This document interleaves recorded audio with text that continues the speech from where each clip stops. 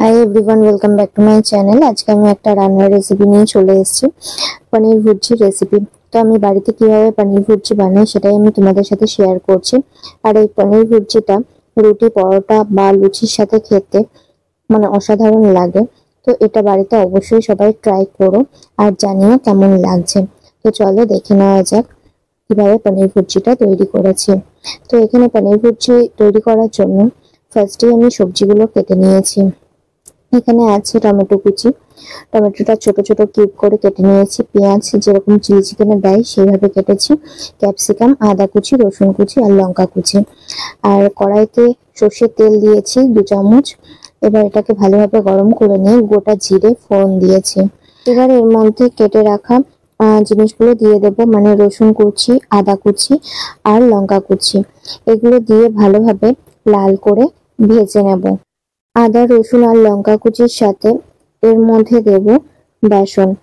বেসনটা তখনই দেবো যখন দেখবো লাল আদা রসুনটা বেশ লাল লাল হয়ে গেছে, তখন 1 চামচ বেসন দিয়ে দেব। এবার বেসনটাকে ভালোভাবে আদা, লঙ্কা আর রসুনের সাথে মিক্স করে নিতে হবে যতক্ষণ না পর্যন্ত বেসনের কাঁচা গন্ধটা চলে যাচ্ছে। এবার বেসন দিয়ে দেওয়ার পরে তারপরে আমি এখানে দিচ্ছি পেঁয়াজ কুচিগুলো। পেঁয়াজ কুচি দিয়ে পেঁয়াজটাকেও ভালোভাবে লাল করে ভেজে নিতে হবে। পেঁয়াজটা লাল করে ভাজা হয়ে গেলে এর মধ্যে একে একে টমেটো কুচি আর ক্যাপসিকাম কুচি দিয়ে দেবো। টমেটো আর ক্যাপসিকাম কুচি দিয়ে অল্প পরিমাণ লবণ দিতে হবে, যাতে এগুলো ভালোভাবে ভাজা হয়ে যায় সেরকম বা নরম হয়ে যায় সেরকম ভাবে লবণ দিতে হবে। আর দিতে হবে 1/2 চামচেরও কম চিনি।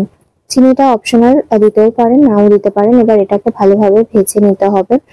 আর ভালোভাবে ভাজা হয়ে গেলে এর মধ্যে গুঁড়ো মশলাগুলো দিয়ে দেবো, মানে হলুদ গুঁড়ো, ধনের গুঁড়ো আর জিরের গুঁড়ো। জিরের গুঁড়োটা 1 চামচ আর ধনের গুঁড়োটা 1.5 চামচ মতো দিতে হবে।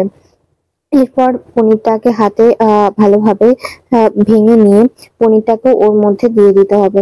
এবার পনির আর সব সবজি দিয়ে ভালোভাবে মিক্স করে নিতে হবে।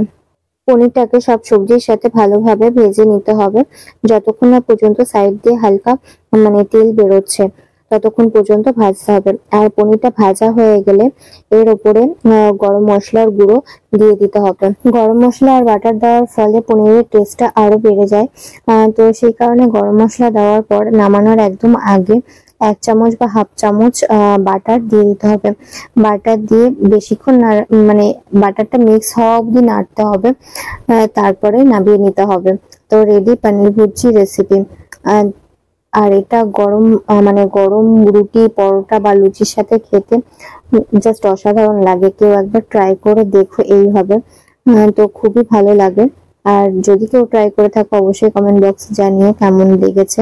তো আজকের ভিডিওটা এখানেই শেষ করছি। দেখা হবে নতুন একটা ভিডিও বা নতুন একটা রেসিপির সাথে।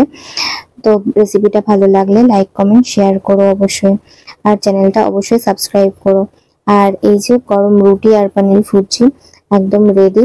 সকালে ব্রেকফাস্ট হোক বা রাতের ডিনার, সবকিছুতে খুবই ভালো লাগে।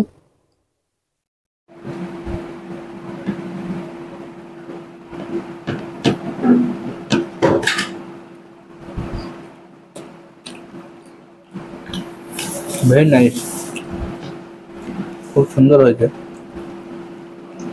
আর রুটি দিয়ে আরো ভালো লাগছে, দারুণ দারুণ। ক্যাপসিকাম গুলো সুন্দর, কথাটা খুব ভালো হয়েছে, ফার্স্ট ক্লাস। ঘরে ট্রাই করা যাবে? হ্যাঁ, আপনারা ঘরেও রান্না করে দেখতে পারেন।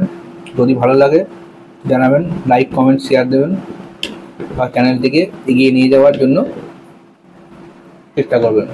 Thank you.